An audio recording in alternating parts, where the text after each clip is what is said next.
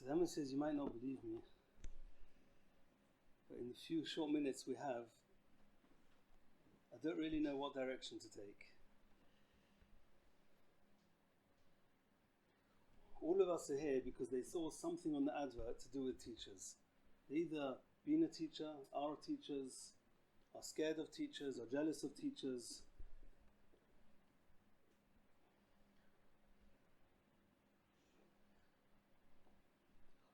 What's the job of a teacher? Before we start knowing, what's the job of a teacher? And by the way, I have no formal training and I don't know all the psychology jargon, so I'm going to try and be based from what we know from Chazal.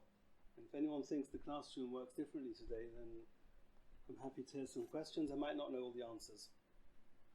What's the job of a Rebbe? So the Reina Emes, the pure truth, is to teach. And that's how it was in the time of Rabbi Yeshua ben Gamla, just to teach. You make sure that the information that you have in front of you, or back in the days in your head in the time of Torah Baal Peh, make sure that information goes into the child. Like, force it in.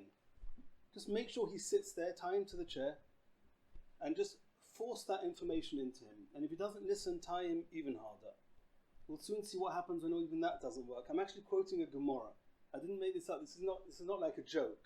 The Gemara says in Babasud Daf Chaf Aleph Amud Aleph, you look in Rashi there, that you take the child, you force the information into his head. That was the job of the Rebbe when Rebbes first were invented. In the time of the Torah, there were no Rebbes. Maybe there were Rebbes, as in Poiskim, there was a Nossi. But like teaching children, that was something Rabbi Yeshua ben Gamla Zochur Latoiv, where Ilmoli Rabbi Yeshua ben Gamla Nishtakach Torah UMesorah, and he said that according to the Torah, Oviv, a father, has got a mitzvah to teach a child Torah. A father that can teach his child Torah would teach him, and if he couldn't teach his child Torah, either because he was ignorant or for any other reason, then he didn't learn, and that wasn't good. So he instated the school system. First, it started in Yerushalayim. You can look in the sugya there exactly how it went. The job of parents, for those that have heard some of my other talks, is to be a parent. Sorry to surprise you. It's just to be a parent. What does it mean to be a parent? So a mother's supposed to be a mother, and a father's supposed to be a father. So as we've mentioned, those who are following have heard this already this week or last week. Rashi in 3 places asks, what does the word av mean? Some think it means mishanichnas av mematim b'simcha. Just make sure that the child starts trembling, and they bring you the Gemara that says that ish imoy v'oviv tiro yira.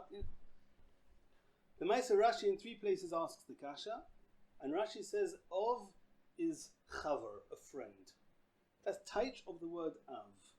Rashi brings another word, chover, patron. For those who wanted to know where the word father came from, it comes from the word patron, which is a friend. That's what you are if you're a father. Now, sometime, many hundreds of years, or maybe even more, after Matan Torah, and many thousands of years after we actually became fathers, the Chachomim gave us a little job. It's called chinuch. It's something we have to do. But that's not who we are. It's one of our jobs. You can make the cheshbon yourself. If being a mechanech comes at the expense of being a father, then something's not going to be right. The job of a father is to be, and a mother, to be a parent who's also got a mitzvah to be mechanech. At some point in time, it's not so clear when parents lost, or their ability to mechanech became compromised, weakened. L'chayra happened as shortly as 70 years ago, where there was a whole generation we lost a whole generation of kesher. Anyone who knows what 2nd, 3rd generation Holocaust survivors are, they might have survived, but there was a severe netek, a disconnection, a severing between the previous dor and the next dor. For whatever the lomdus is, we don't need to go down that road now. So who's doing the chinuch now? So at that point, the teachers, those that were supposed to be melamdim were given the job that besides for being a melamed, you also have to be a mechanech.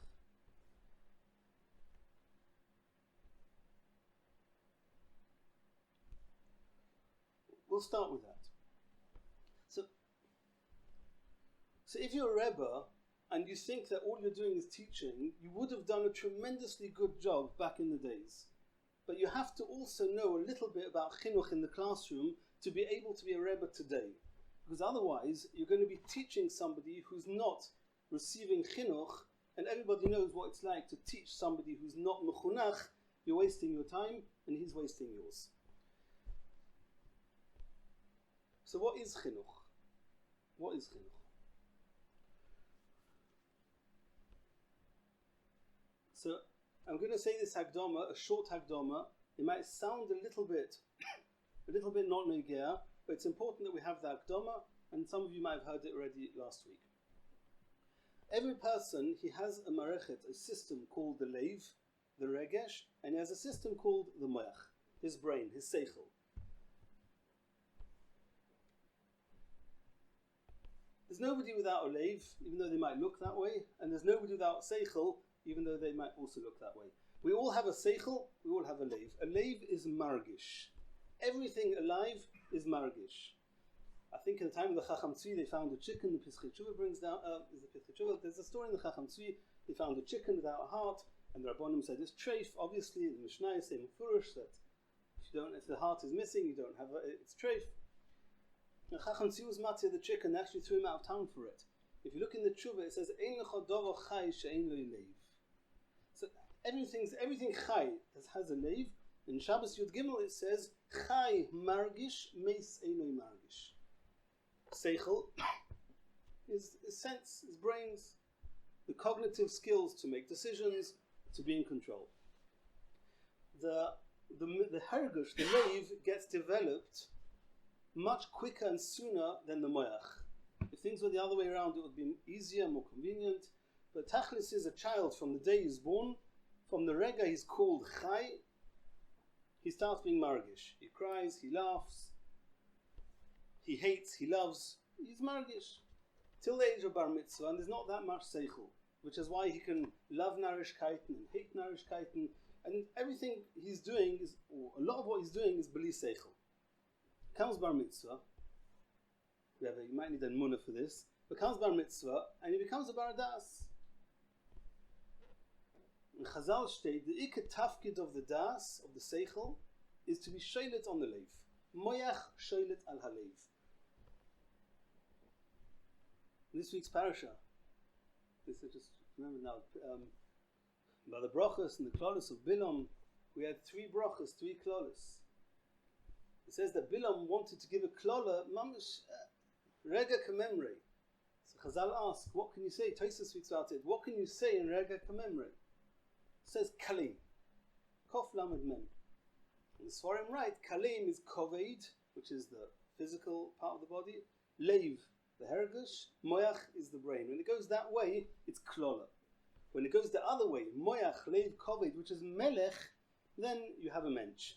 And I once heard from Rosh, I'm not sure where it comes from, that the 3 brachas were actually kilo hibitov and beyakov is the chof, lamed and mem. Matoi v'elecha, and the lamed is loy. I don't remember. With the 3 brachas, that was what was going on here. Bilam was koved leiv moyach, and Klal Yisrael was moyach leiv koved.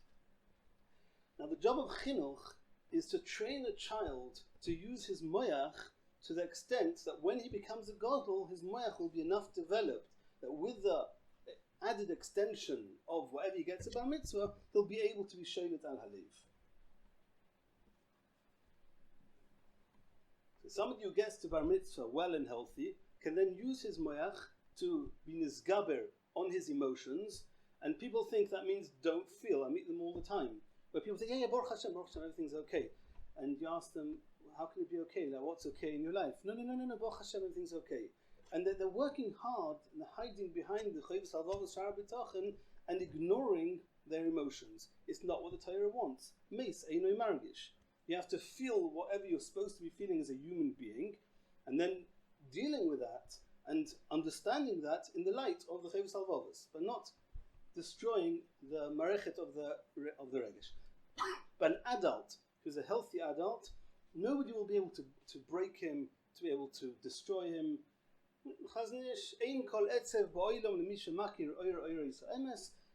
If you have a seichel and you have emunah b'tochen, which is what seichel is, without that you're a shaita, and then you can control, and whatever's happening to you, you can keep in bay, you can get a bit hurt, you can get happy, you can dance, you can cry, and things have their place. We remain fully functional. That's how things should be and maybe were once. What happens is, unfortunately, if between the age of 0 and 13 the marechet of the regesh becomes destroyed, then the leiv, instead of the moyach being developed in those years into healthy cognitive, those healthy skills to be able to be shaylet on the leiv is being shaylet on the moyach, and is telling the moyach, be careful, you have to find ways of surviving. It's what we call trauma, or rayon, for those who are into the Lashon of the Yerushalmi. In my kuntres, there's many maramukimis to the things we're discussing. I just don't want to be marich now with maramukimis. But when the regesh is in danger, then the regesh is going to send a message to the moyach: be careful. If you don't find some type of theory or some type of escape, you're going to be in trouble. And that's for those who are familiar with what we call the fMRI. You've all heard of an MRI where the body gets scanned by a computer. There's something called fMRI, which can test and detect what's going on in the brain. The whole front part of the brain of a trauma victim, those often suffering from what we know as PTSD, post-traumatic stress disorder, is completely blank. There's no chashmal, no electricity. So if you have something sensible to say, don't say it to him because there's no one in. Right? That's what happens with a trauma victim. And during those years where his moyach couldn't digest what was happening in his regesh, so the regesh got hurt, sent the wrong messages to the brain, and that's it. The child is pshutei k'mashmoi, brain dead. Baruch Hashem, one can heal it, and we're not going to discuss that here. As Rebbes, we don't need that now. But at that point, when you have a trauma victim, then the brain is out. And then it comes to bar mitzvah. No, why can't you get out of bed? Mitzvah, soizma krishma, soizma tefillin, and all the wonderful things that we speak to the brain, no one in, nothing doing. And then things spiral out of control. K'maimer amuzgar, the front part of the brain is responsible for consequences, for discipline, for forward thinking, and all the wonderful things we sometimes don't understand that our teenagers are not doing. Well, those are the first signs that something went on in the marechet haregesh that messed up the brain. What is the marechet haregesh? We speak a lot about regesh, and people have written books about this type of regesh, and 9 types, and enneagram, and then you've got already kids of blind horror. It's trying to put people and the personality types into boxes, and it's good sometimes to understand. How do Chazal look at it? So Chazal say it's not really Chazal. That's the emes. Could be the Amratzim who said it. Chazal bring it, so we are mesiachas to it. Omri inshi, people used to say, Oy chavrusa, oy misusa. You want to be alive, chai margish. All you need is a chavrusa. You don't need more than that. If you have a chavrusa, you're alive. You don't have a chavrusa, you're dead. So steht. And it's not like a joke, because Chonya Ma'agol, who was the Tana, where he lacked the Oy Chavrusa, for whatever reason, we'll get there in a minute, he davened to the Rebbeinu Shalom and said, this is not a life. Hashem said, you're 100% right, and took him away. So Oy Chavrusa, Oy Misusa is not just like pitgam, how to say, just a phrase or something like, be nice to your friends. What is chavrusa? So the Gemara says 2 things: kovod and ava. That's all.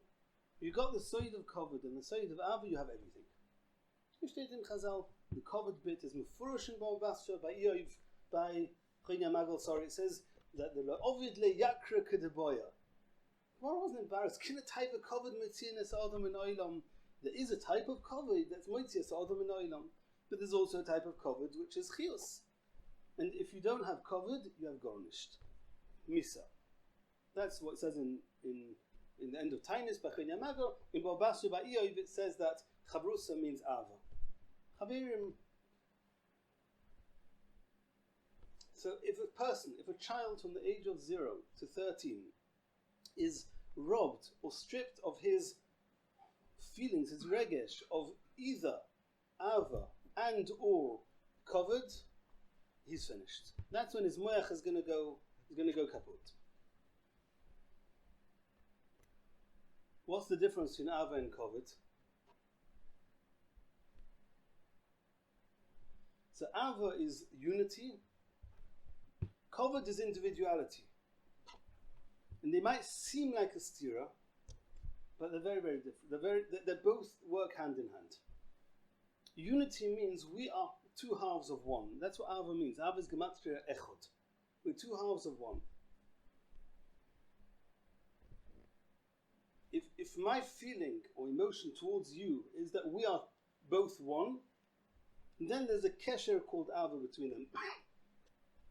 And it's got to be einotli b'davar. So if there's anything in the world bichlal that can dent the kesher, anything, even being an elachid, if there's anything that can dent the kesher, it's not Ava. It's called a business. You give me, you're my nachas machine. I only got married in order to have nachas. And if you give me nachas, and I love you. And if you don't give me nachas, then I will identify with the fact that it says in the Sforim that every father loves their son, but that's not even worth the paper that it's written on. Because it doesn't mean anything. It doesn't mean anything. Is it there in the subconscious someplace? Maybe. So Ava means that you have a place of regesh where you feel that I'm okay, I'm feeling united with you, irrespective of what you do. It's a bit like the kesher between a father and a child that cannot be severed by anything. You can be the worst child, it's still your child. The one Lashon Chazal use when Klal Yisrael are like really, let's call it off the derech, is bonai. Bein kach u bein kach bonai him. The nusach called bonim is a kesher that even chet can't get in the way. K'maimer HaMuzgar, even though it's Rabbi Meir says that, bein kach u bein kach bonai and Rabbi Yehuda is chaylik. And Truus Rashba says that halacha is always Rabbi Meir, Rabbi Yehuda, halacha Rabbi Yehuda. Besides for this one place where the halacha is like Rabbi Meir. This shit in Rashba. So if a child, if a chanich, if any child feels that the ava that he needs is dependent on anything, coming on time, bringing a late note, passing the tests, sitting still, doing homework, talking with Derech Eretz, and all the other wonderful things, if he feels that the ava is dependent on those amongst others, you know them much better than I, then that's not called ava. You can call it something else. You can call it discipline. I'm still looking for the Lashon HaKodesh words for that, but you can call it discipline. You can call it, I don't know, call it whatever you want. Call it school rules. It's not ava. Kavod means that there's something unique about you. You only ever mechabed somebody if they are more than you. Hilchas kavod is Rebbe, father, melech, Nossi, that's where kavod is. There's something about you that's more than me. Something about you that I'm not. So Ava is about something about you which is me, and kavod is something about you which is individual, it's not me. So if I sometimes ask parents, is this child a source of nachas to you? And it says, how can I get nachas from him? And then they have some good reason not to get nachas from him.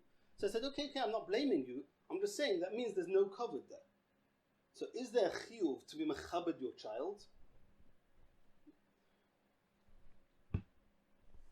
The answer is yes. You have to mechabed everybody. The Chai Odom brings that there's a chiyuv to find something unique. Chaim Shmulevitz used to say over. He didn't say b'shem the Chai Odom. He said he was mekabel from his father. But the gather of kavod is that in one nekuda is a god ladder. I gave a shir in America not so long ago, and the whole shir was just showing the parents of these kids that were severely off the derech, how each one of the off the derech kids was a tremendous source of kveit shemayim, that because he's off the derech, he's being megala kveit shemayim. the Pasuk, Chek, Shoichad michek Roshoim, Pasuk in Mishnah. Roshoim gets a particular Shoichad dafka from the Chek, from the laps of the Roshoim. So you have to know what that means. It's not for now. So we know now how Odom works and doesn't work. We know now what our job is as a Rebbe. Now we come into the classroom and you have 30 boys in front of you, or girls, or anyone, depending on who you're teaching. Now what? So here this gets very complicated now. I could go down the road of just giving you a list of examples of horror stories that I've had in the last 20 years, and then many Rebbes will feel inadequate, they'll feel blamed, and the truth is most Rebbes are good Rebbes. And those who are mechanchim are certainly doing a good job. But I want to go the other way. Let's try and understand what we can do to make sure that the consequences should be good. Every single child that walks into a classroom is somewhere between 0 and 100 on the scale of being emotionally stable and happy and being totally traumatized and finished. Now, what causes a child to be anywhere on that spectrum? A million things. It could be his father, his mother, his brothers and sisters, an off-the-derech child, his neighbor, maybe some trauma his mother had before he was born even, or maybe some old Gilgal, or maybe somebody molested him. It could be a million different reasons that this child is somewhere between 0 and 100 in emotional health.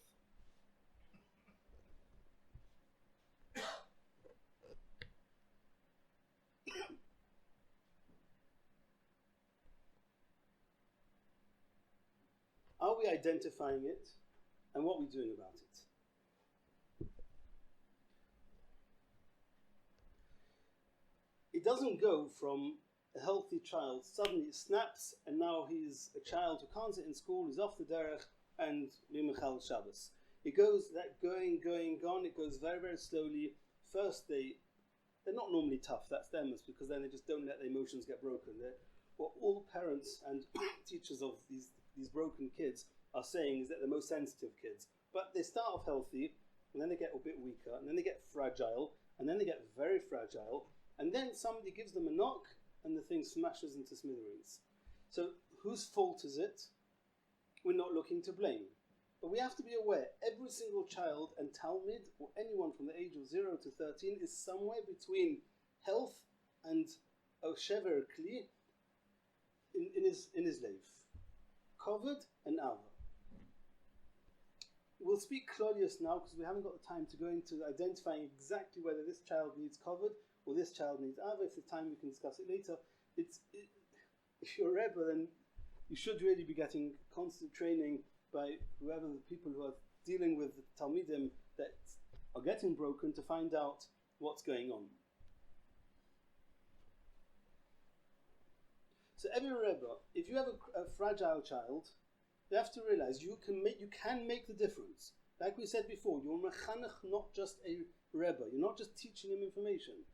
Is he coming from a dysfunctional home, and he's coming into the classroom and he came 10 minutes late because his mother is dysfunctional. And I know that somebody told me that our schools are not shtibel, and you can't just take everyone into account, and you have to have a classroom, you have to have rules. Tachlis, this kid came 10 minutes late to school, and this is a Meister Shayagav, 10 minutes late to school, and he forgot to bring his late note. And just thinking of his mother gives him nightmares, and the Rebbe says, oh, number one, you came late, number two, you've missed the beginning of the shir, number three, you didn't bring a late note, go back so you can miss some more shir in order to get a letter so you can meet your mother again, get traumatized even more, come back, and I really love you, I'm doing this just for your good, and expect the child to come back, and just to sit down and to learn. What have we done? We've followed the rules, maybe, but we haven't taken where this child is in the spectrum and realized, are the things I'm doing contributing to making him more fragile or less fragile? If this child came late, I had a Rebbe who told me, he dafka comes late to annoy me every day. I mean, how stupid you have to be. This child wakes up in the morning and says, what can I do to annoy my Rebbe? Okay, I'm going to walk backwards to school to come 10 minutes late just to hurt my Rebbe. Ma bemet. This poor kid walks in. So if you know that he needs to go home to get the late note because it will teach him to come on time and he's not going to get broken, that's what you have to do. if it's not going to work, or if you're taking a risk of hurting him, don't do it. You always have to have in mind. I had somebody who came to me today, he said his child was in school, in one of the schools here in England, and why did the child leave? A whole year, I was a good boy, I sat at the back of the class, I was very, very shy. At the end of the year, the Rebbe didn't know my name. I never caused any trouble. I sat and I listened, he didn't know my name. So, general healthy kid, say no, so he doesn't know my name, he might not even notice the Rebbe doesn't know his name. Shame. But what happens if at home, they hardly know his name either? He's a nobody at home, and he comes to school and the whole year the Rebbe didn't look at him. Just because his older brother's doing fine, because older brother's ADHD, and just walks into the classroom and everybody knows his name. But this kid was a normal, good kid, was sitting in his place, and nobody recognized him. Now, did the Rebbe do something wrong? No. The Rebbe taught him, he got 100 in all his tests, he was a good boy, and the Rebbe did what he was supposed to do. So if you're a melamed, you passed 100%. But if you're a mechanech, then you could have passed, but you could have failed. How could you take the risk?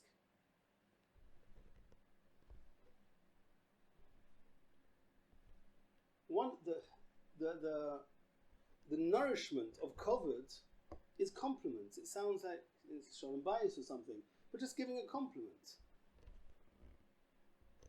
Are these children feeling 100% like proud to be in the class, proud to be who they are? Are they getting compliments? Are they getting compliments for things that are making them feel, wow, somebody noticed me, it made a difference, he came into the class, oh, Shlomi, we were missing you. Do you know how many times he won't come late because you say, Shlomi, we missed you, I'm so happy you came. He won't come late again in a rush. So one Rebbe told me, Be'etzem is not the child, we're educating the parents. The parents are going too late to bed, and then the parents are waking up late, and that's why they're not getting their children off to bed. And the parents have to know, so we send the child home so the parents can write a late note in order that the parents would go on time to bed. So it's very good. It could be those parents need chinuch. What's it cost you? It's cost you the child. The Gemara says in Eruvin and Gimel that Rabbi Yochanan had 12 Talmidim. 12 Talmidim Rabbi Yochanan had. For the first 18 days he was in the school teaching. What did he do? What did he do? The Gemara asked the Kasha, what did you do for 18 days? Rabbi Yochanan, Amayra. The stomach he was going to find a Baal Kishrin. The Cholzes he was the Tana. Tana, na early Amayra. The Gemara says, Gemara loy gomer. I didn't teach. Number one, I didn't open a Gemara. What do? I got to know the Talmidim. I wanted to know in what tchuna every single Talmud was unique. You the Gemara. Leiv kol echod ve'echod v'chochmas kol echod ve'echod. In what way he's unique from his other friends. In Tainis, I think, Daf Ches, the Gemara says, for those who think that it's not my job to mechanech, my job is just to teach. So the Gemara there says that if you see a Talmud who's not understanding what he's learning, Mistoma the Rebbe wasn't savor upon him yofis. When he came in, he didn't get like a big smile, a big hug. I know it's that dangerous to do that today, but something to that effect where the child feels, wow, there's somebody who's happy that I'm here. Not just my mother happy that I'm not at home. He's spending more hours in school than any other place in his day. And if he feels here that I'm just a number, so if he's a healthy child and everything is 100%, no, maybe you get away with it. But what happens if this child is a fragile child and you don't know? It could be a Rebbe not know his name. Rav Shach threw a Rebbe out because he didn't know the name of the mother of a child. Somebody wanted to throw a child out, and Rav Shach asked him, do you know his mother's name? Are you davening for him? He said, no. Rav Shach threw him out. Kicked him down the stairs, as they say in the Brit. You want to throw him out, you don't even know his mother's name?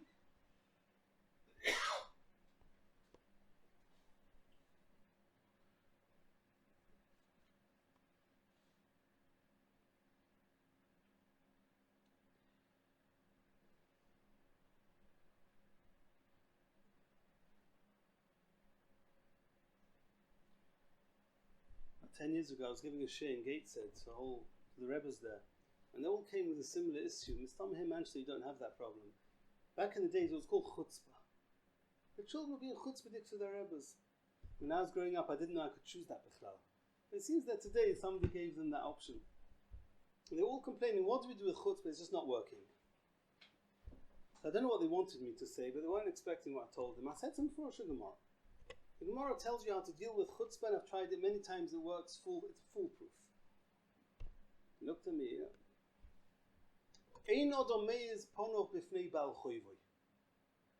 If he feels indebted to you, Medina the Gemara, he won't be able to be mechutzaf. So we have the solution be'etzem. All we have to know is how am I going to turn him into a Baal Choiv? So Baruch Hashem, we have 4 sugis in Shas. It's very, very easy. In Ilchus Sheichat, in Ilchus Dayonim, in Ilchus Gzeila, and there's one more I don't remember, that says that you can just say something and you've made him feel indebted. It's called ribis dvorim. So if you say something to him that's not just a regular good morning, bye-bye, hello, something a little bit more, something that the yekkers won't do when they're giving back a loan, when they're borrowing money. You know, the yekkers who they have to be very careful. I'm borrowing money. I mean, I would want to say thank you, but I can't say thank you because it might be ribis. So okay, the Baruch Hashem, Shlem Zalman said you're allowed to say thank you, but not more. If you say something from the heart, something that you're giving gesund varma bracha, you're oivon ribis dvorim to Sifin Shulchan Aruch. And if you give a dayan a ride, a tramp, what do you say, a hitchhike, I don't know what you call it. You give him a ride, what? If you give him a lift from A to B, and then you have a din Torah, he's not allowed to be Medina the Shulchan Aruch. He can't be a dayan for you. He's no Ge'ah B'Dover. I gave him something, he's indebted to me. It's that easy. So if every single child is going to feel indebted to you, he will not be a mechutzaf Medina de Gemara. And if he is what you call a mechutzaf, then Kanireh is not a mechutzaf. He's curious.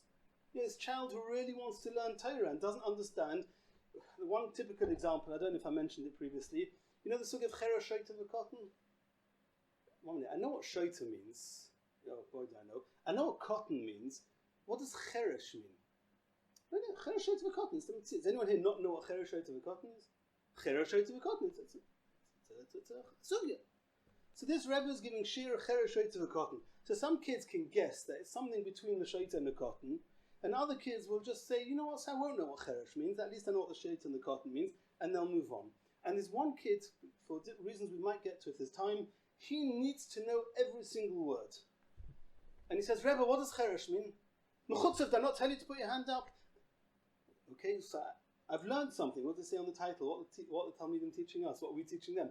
Okay, sorry Rebbe, I learned that really, really needing to know what that word means, it's like a whole process, a whole procedure. You have to put up your hand, and you have to I'm sorry, I made a mistake, I got it wrong. Okay, I won't do that again.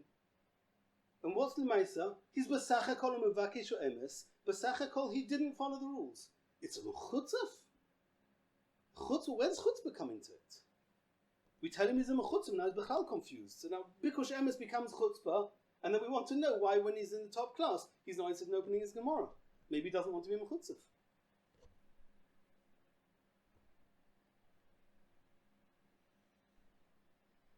So we already mentioned that. It's an important nakuda which is so easy and makes such a difference.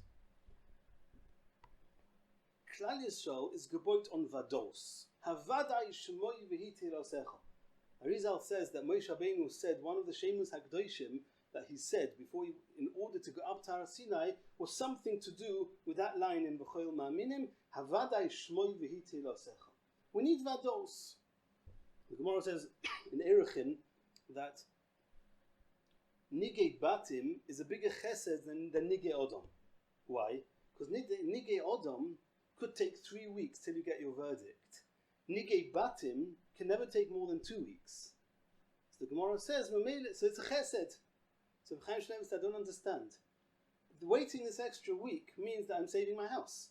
I have to knock down my whole house, and waiting another week means maybe I'll do tshuva, maybe the nega will go down. I won't need to knock down my house. That's a chesed. Why is that a chesed? So Chaim Shnevis says, yeah, I'd sooner lose my whole house and not be uncertain for an extra week. Chaim Shnevis sichas musa. There are some kids and some adults, we often call them very square and yekish. That's what we call them, but really, in their nefesh, they have a need for certainty. You can't take that away from them. So I had a Rebbe of Baruch Hashem, a normal kid with average minus, and he got 0 in his Gemara tests. Now, I knew the kid, and it just didn't feel right that he was getting 0. Something didn't make sense. So cut a long story short, I asked the Rebbe, do you ever teach them the hard words? He says, yes, at the end of every lesson we write down the hard words, they write it in their books, they sleep on it overnight, and then they remember the hard words. So I said, but what happened from the beginning of the lesson to the end of the lesson? Yes, I was teaching the Gemara. So I said, yeah, but do you remember that word cheresh, that this poor kid had no idea what it meant? If he's one of these kids that needs to be completely certain that what's going on, not knowing what one word means, I don't understand anything, I don't understand the Gemara, I can't. We call it the black and white types, call it whatever you want. But all I told the Rebbe was, put the words at the top on the board at the beginning of the lesson. It was their call, at the beginning of the lesson, and then from that week he got 100. It's about not why you're getting 0.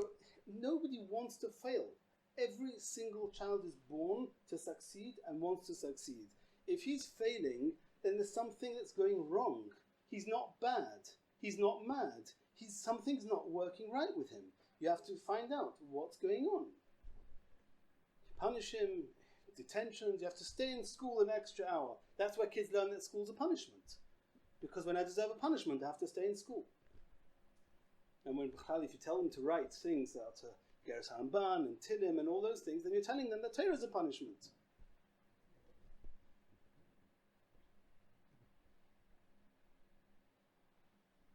And the same thing when it comes to giving a child a punishment. And children need punishment sometimes. Right? It's got to be done, b'midah b'mishkal, it's got to be done right, not too much. There used to be a musar till a couple of hundred years ago called Smoil Doicha Yamin Mekariv. It doesn't exist anymore. Today it's Yamin Mekariv and Smoil Mekariv. But when you feel that you need to do a Smoil, and I'm quoting Chazal, I'm quoting the Sforim, you can look in the Kunshus, you'll find the Mekairos. But when you need to do a Smoil Doicha, how are you doing it? Are you trying to teach the child consequences? Are you trying to traumatize the child? So it's clear that you're not trying to traumatize the child, but if you have a certainty child, and you tell him you have to write 1,000,000 times, I'm not allowed to be in the classroom during break times, he will survive. Because it's very certain, it's stupid, but he'll survive because you haven't traumatized him. If you tell him, go outside, wait for me outside, and then this typical kid will say, how long for? Because he needs to know. And you say, I'll come out when I'm ready. You haven't shown him consequences, you've traumatized him. You have to know the oifi of the child. Some kids it works, and some kids it doesn't work. Know the child, learn the child. If this particular child needs extra doses of kavod, and you say one word that might embarrass him in public, you haven't done chinuch, you pasha b'mal b'pnei chaveroi, and you traumatized him, and the kid doesn't want to come back. Another kid, the kid who needs loads and loads of friends. So you're going to embarrass him? Shame, you're not allowed to embarrass him, but Rebbes have different Shulchan Aruch, and they feel I'm allowed to tell a child off in the class, but Seder, if it works, do it. Because his main thing is Ava. He needs his friends, and if you embarrass him a little bit, he'll survive. But if you take a child that needs his friends and you punish him by depriving him of his friends, or telling his friends this is a major, blia and horror, and it works very, very well. Baruch Hashem, they destroy these kids totalit, where if a child's got lots of friends, and the teacher feels he's more interested in his friends than his homework. Right? Can you imagine a child who's more interested in playing with his friends than doing his homework? So what do? His friends are a negative influence. So you call the friend's mother and you call the friend and you say, do you know this boy is a negative influence? You want to stay on the derech, you want to have a shidduch, you want to get accepted into yeshivas, and that don't be his friend. And then we think that we're protecting this child, alochin kot, but we think we're protecting this child, and we think that we're showing consequences to the other child. What have you done? You've taken away his chavrusa. You've taken away his lifeline. Not every person will get traumatized by that. Can you take the risk? So a melamed just has to know how to teach Gemara Shitosvus. And like we said, even there, if you're teaching him without the savor upon him Yofis, Tainis Davche says he's not going to understand the Gemara. Rabbi Soleli once showed me a gun. It's a frightening gun, and a lot of you probably know it. We all know there's a sugya in the Dorim that if Shalom Bayis is not the way Chazal want it to be, then the consequences can be on a child that's a little bit more challenging. It's a Gemara. So everybody knows that sugya belongs to Hilchos Shalom Bayis. And if you look in Shulchan Aruch, it's that Gemara is gepasken in Shulchan Aruch. In Hilchos Shalom Bayis, if you find Hilchos Shalom Bayis, you'll find it there. Says the Gaon, it's a long Gaon with all the parallels between a Talmud and the child. The Gemara says Ki'ilu Yoldoi, so people think, yeah, it's Ki'ilu Yoldoi.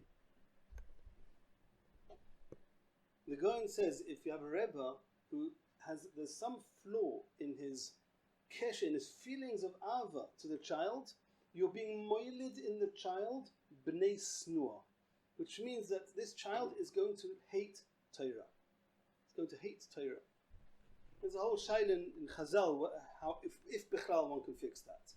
One finds sometimes there's a whole class, interesting, a whole class that most of the boys didn't make it, or most of the girls didn't make it. There's only one thing that's a common denominator between a whole class.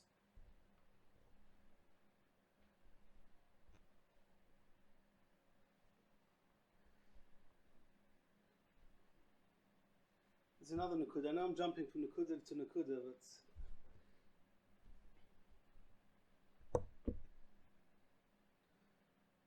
all of us, teachers, rebbes, we are also human beings, believe it or not. People don't always realize that. We also have emotions, we also have a moyach, and we were also once somewhere between 0 and 13, and even then we were somewhere between Efes and 100 in our stability.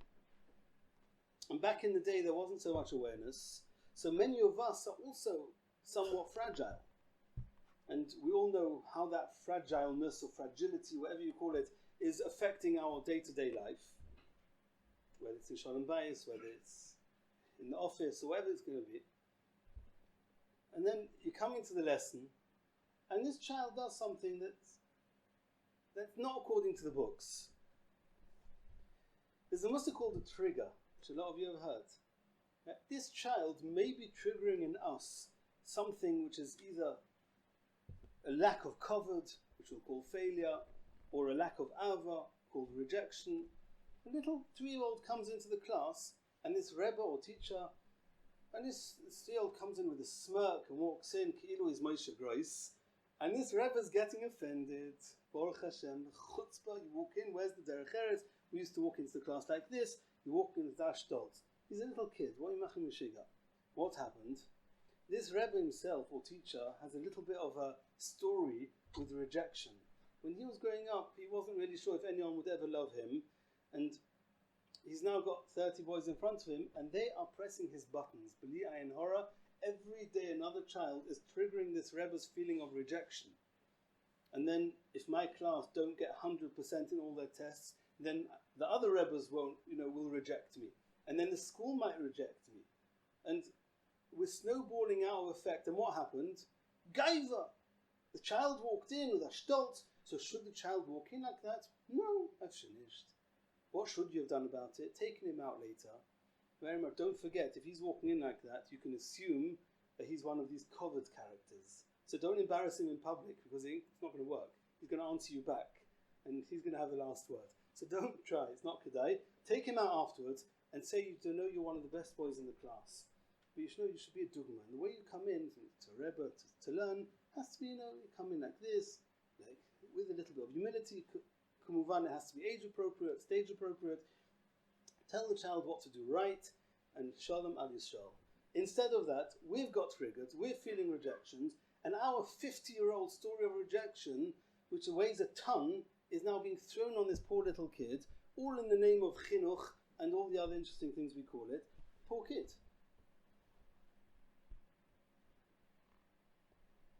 So if we left the house feeling rejected, or if we left the house feeling a failure for whatever reason it was, because the people in the house have triggered you, make sure before you come in the classroom you're coming into a safe place. If not, tell the manal you're not feeling well and stay at home.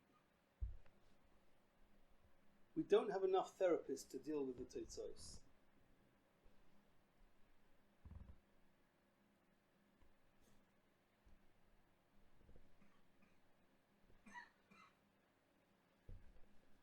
The last nakuda I heard from Talmud Chacham in Eretz Yisrael, I don't remember b'shem who.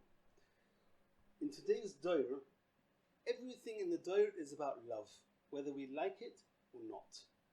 It's all about love. With Shmiras Hanayim, without Shmiras Hanayim, it's plastered everywhere. It's something to do with the Torah, and in Rosé Torah there's a Havana for it, but it's all about making connections. Good or bad. The only way to fight love is with love. Nothing else is going to work. Today, especially the youngsters who don't have the mental capacity to be able to make better choices, they need to feel loved. Nakuda. Full stop. If he feels that your feelings towards him are tainted or getting ruined because of something he hasn't done, he's going to find a place where he's going to feel tremendously loved and accepted unconditionally. And there's lots of places like that. It's called drugs. You ever saw a depressed person on a high? It doesn't work. I don't know if any of you know what I'm talking about. But anyone, if you're dealing with that age group, you know what I'm talking about. You take something that makes you feel mamish, nichnas yayin yetzi soid, and you feel on a high. So for the fact that you get depressed afterwards, Shane, is another nesa. But if you're feeling on a high, you're feeling tremendously accepted. If you have a piece of plastic called a phone, and you're swiping backwards and forwards with 1,000 followers and likes and contacts and acquaintances and everything else, you are feeling appreciated. Right? They all vanish with the first power cut, but it seems that you have it. He's going to go there to find it. He might find a friend. No, Muslim English, you can't say friend and friend, Lashon Zachar, Lashon Nekeva, so you just call it a friend. But not all friends are so good. And he's going to find it. Because nowadays the whole doyer is only Ava, it's only Kesher, there is nothing else. We can't afford for the classroom to be anything besides a place which is a loving environment.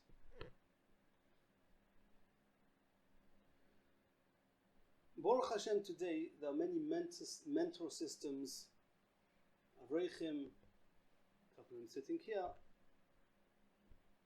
who are doing very good work, working with the boys. These boys are maybe your boys who are a little bit more fragile. They're more fragile. But there are people working with them. As Rebbes, as Menalim, as Mechanchim, work with them.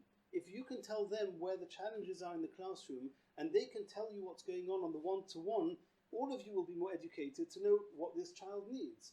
I had that this week, today, where somebody says in the classroom, this child is a terror.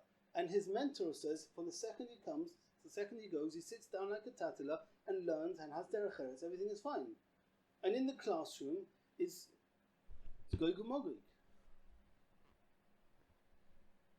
Share notes. Something is not in sync.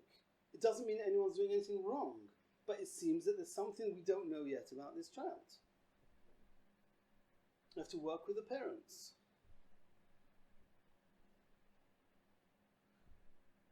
Ania cotton, and I don't have a schus to have a dea.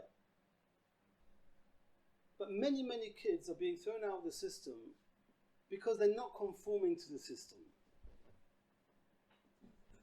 So everybody should have that Torah in his Gdei Yisrael, this is nefashos. But the one thing you can do, and because we're in a forum of teachers, I can allow myself to say it, very often parents are ignorant and often causing damage themselves. We spoke about it when we were speaking to the parents.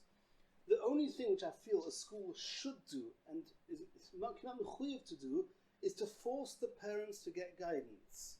Like I tell the parents, I think they should force the Rebbes to get guidance, and I think it has to be like that. There's no such thing as being a Rebbe and not getting constant refreshers and guidance from people in the Tchum because you didn't give them the nefashos. The Mishnah says in Sanhedrin, I'm remembering now, an older person is not allowed to be a dayan in nefashos because he's already forgotten what it was to be young and whatever dayan needs. A zokin is not allowed to be on Sanhedrin. You need a refresher. But parents also, and Baruch Hashem, there are organizations today that are training parents, but a Rebbe, mi'etzem tafkido, he's got the ability, the authority. I'm not sure if it's the Rebbe or with the Menalim, that depends on every system and on the way it works. You can force a parent. To throw out a child because it's not conforming might be a retzach.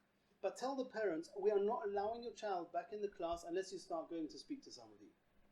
You don't need to force them who to go and speak to. But that you can do. You can make sure that the parents are going for help.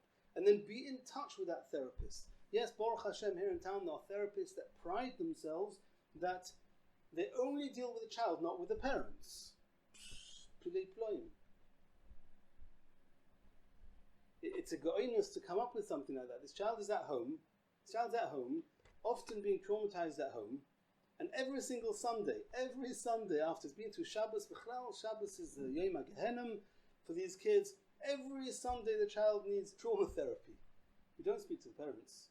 So every Sunday we're helping the child survive till Monday. Monday till Friday he avoids his parents just about. Shabbos is an explosion, and on Sunday the therapist is waiting for him again. It's a good way of making money, but in normal, why not working with the parents?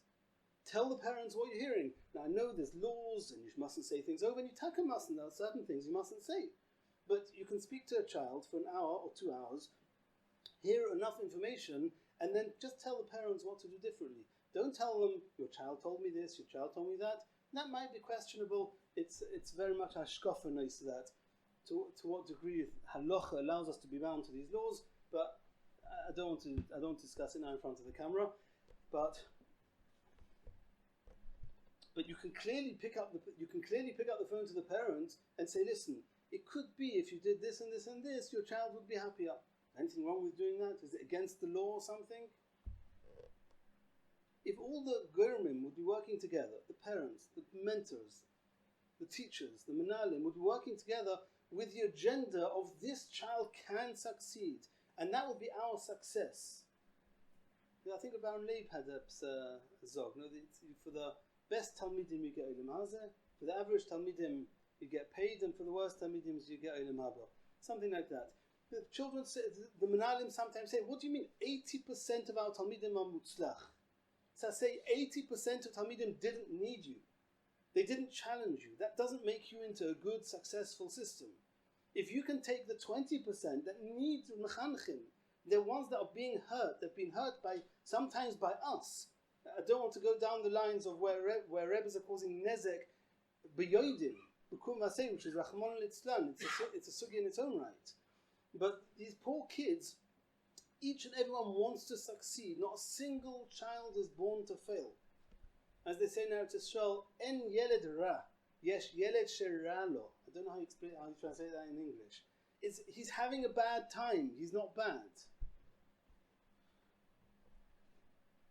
If you work all together, all those that have an influence on the child, you work together to build the child, find out what talks to him. Is it certainty, stability? Is it love, connection, v'chulu? Is it significance and cover?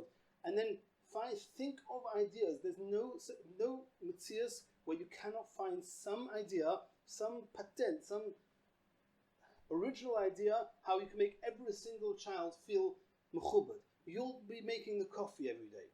You know what covered is? Every day to go, and Yankel is making the coffee and he's getting a shach and he's getting a toffee, whatever you give, and that's his job. You get another child who's going to sit next to the Rebbe. One's going to wipe out the boards if they're still using those boards today. Whatever it is, you have your negias. It's nefoshes. It's not so hard. You only have 30 kids in the class. You have to make sure that every single one is feeling, number one, ahuv, loved. Number two, respected. And number three, safe, which is where the certainty comes in. If every child feels safe, loved and respected, not a single child in your class will go off the derech. They'll all pass their tests, and even those that are fragile in home, there's a good chance that because of you, he's not going to get broken, and he's not going to go off the edge. It's not only about not breaking, you can actually fix those kids, because if they get enough ava and covered, then the heart heals. If the heart heals, the brain heals, and once the brain heals, they can go safe sailing. I don't know if I've got anything more to say. Have I left anything out? I think we're done.